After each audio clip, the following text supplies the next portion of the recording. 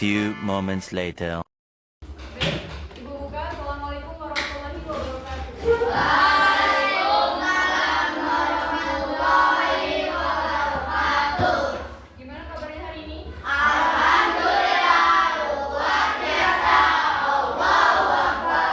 Siapa yang tidak hadir?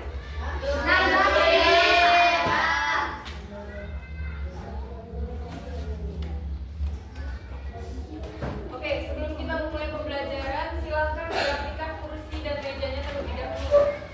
Kalau ada yang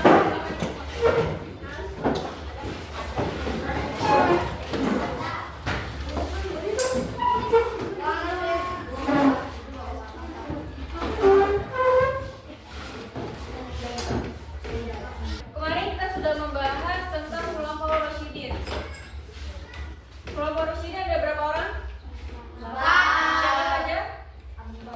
Abu Bakar As-Siddiq, terus Umar bin Khattab, terus Ali bin Abi Thalib sama Utsman bin Affan. Oke, sekarang kita akan membahas tentang infak dan sedekah. Ada yang tahu infak itu apa? Oke.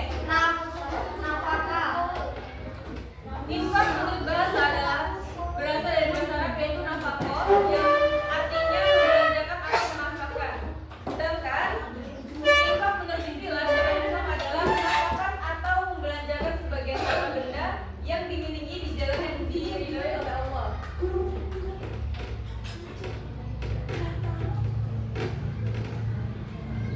Hukum infak ada berapa itu? Ada? Apa saja? Yang pertama ada membayar zakat. Yang kedua infak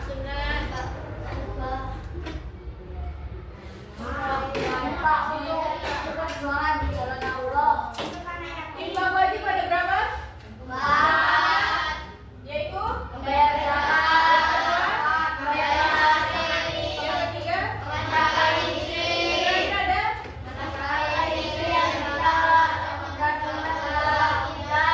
oke, jadi infak wajib adalah infak yang wajib dikeluarkan. Contohnya untuk membayar zakat. Zakat itu wajib dikeluarkan. Kapan zakat wajib dikeluarkan?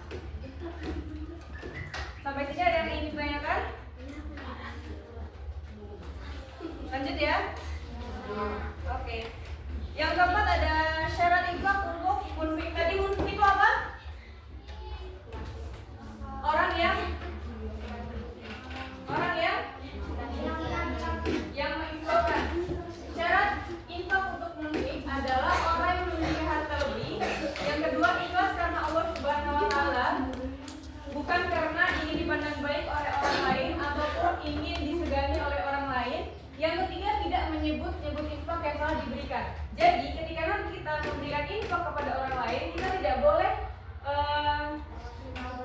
memberitahu orang lain bahwa aku telah berinfak sebanyak ini, gitu. Jadi kita ikhlas dan tidak mungkin berapapun yang telah kita berikan untuk infak tersebut. Lalu yang keempat ada tidak menyakiti orang yang menerimanya. Kita memberikan infak ikhlas karena Allah Subhanahu Wa Taala. Kita tidak boleh, ketika kita tidak boleh mengatakan aku memberikan infak karena kamu adalah orang miskin. Tidak boleh seperti itu. Lanjut, yang selanjutnya adalah syarat barang yang diinfakkan. Syarat barang yang diinfakkan ada 4, yaitu pertama nyata, harta atau barang yang akan diinfakkan ada wujudnya ada atau nyata. Jadi maksudnya ialah ketika kita akan menginfakkan suatu barang, contohnya beras itu harus ada di pegangan kita, harus ada di depan kita. Tidak boleh kita mau berinfak tapi barangnya besok. Gitu. Jadi barang itu harus ada di hari itu juga. Lalu yang kedua ada kepemilikan. Harta atau barang yang diinfakkan dapat dimiliki secara penuh. Setelah kita berinfak kepada orang tersebut, berarti yang barang yang kita infakkan sudah menjadi hak milik dari yang kita infakkan. Lalu yang ketiga ada hubungan. Harta atau barang yang diinfakkan yang tidak memiliki hubungan tepat antara pemberi infak dengan orang yang menerima infak. Maksudnya adalah kita berinfak bukan dengan orang yang satu rumah dengan kita. Lalu yang keempat ada bermanfaat. Harta atau barang yang diinfakkan memiliki nilai yang dapat diambil manfaatnya. Contohnya tadi itu beras. Beras dapat kita manfaatkan menjadi makanan nasi. Nasi kita konsumsi setiap hari. Ada yang ingin ditanyakan? Lanjut ya. Oke, yang selanjutnya ada sedekah. Kata sedekah berasal dari bahasa Arab yaitu sodaqah yang berarti pemberian atau derma. Sedangkan menurut istilah syariat Islam, sedekah adalah memberikan bantuan atau pertolongan berupa barang atau harta dan lainnya tanpa mengharap imbalan dari orang lain dan hanya mengharap ridha Allah Subhanahu Wa Taala. Jadi tujuan infak dan sedekah ini hampir sama, yaitu untuk mengharapkan ridha Allah Subhanahu Wa Taala. Kenapa kita harus mengharapkan ridha Allah Taala? Karena kalau kita memberikan barang hanya untuk semata-mata dipandang baik oleh orang, maka Allah tidak menyukai hal tersebut. Nah,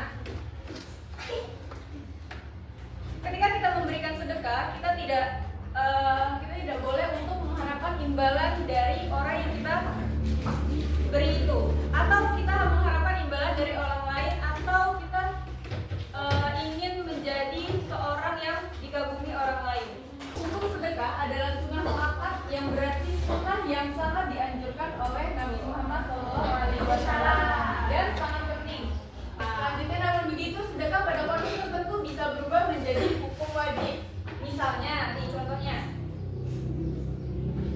sedekah itu kan sunnah muakkad, tapi akan menjadi wajib bila contohnya ada seorang tua yang sudah renta dan tidak bekerja, tidak punya uang, dan tidak punya anak, juga sudah dekat, ia sangat membutuhkan bantuan makanan kepada kita memohon sedekah. Lalu keadaan orang tersebut sangat kritis, jika tidak diberi makan, nyawanya menjadi terancam. Sementara pada waktu itu kita mempunyai makanan yang dibutuhkan orang tersebut. Sehingga kalau kita tidak memberinya, menjadi berdosa. Jadi contohnya ada seorang nenek tua, dia sudah tua renta dan tidak mempunyai sanak saudara. Dia tidak mempunyai rezeki lebih untuk memberi makanan, bahkan untuk mencukupi kebutuhannya sehari-hari. Lalu kita mengetahui keberadaan nenek tersebut, tapi kita biarkan, itu akan menjadi dosa. Justru kalau kita menemui kondisi tersebut, kita wajib untuk memberikan makanan atau apapun yang kita punya, berupa uang atau kita membelikannya makanan, karena itu menyangkut dengan nyawa seseorang. Karena kita punya, kita memberi. Lalu rukun sedekah. Rukun sedekah itu ada pihak pertama dan kedua. Pihak pertama itu yang memberikan sedekah dan pihak kedua itu yang menerima sedekah. Yang ketiga ada barang, benda yang disedekahkan. Yang keempat ada sigot ijab atau kabul. Ijab adalah pernyataan pemberian dari orang yang memberi, sementara kabul berarti pernyataan penerimaan dari orang yang menerima pemberian.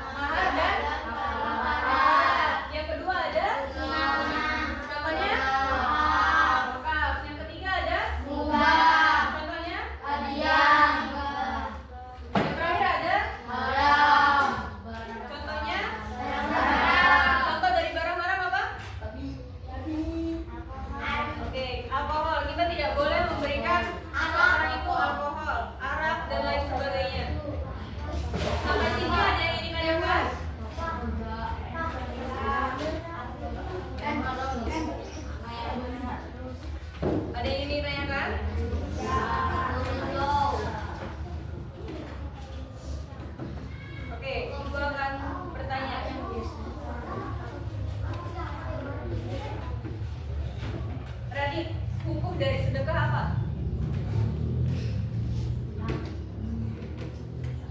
Sunnah makan. Sunnah makan. Oke.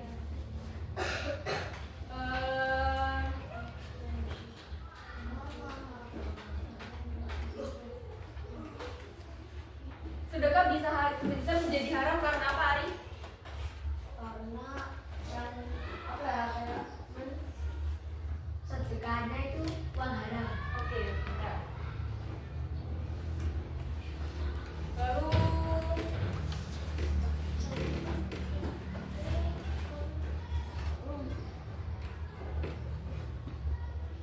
Ayunda, rukun infak ada berapa?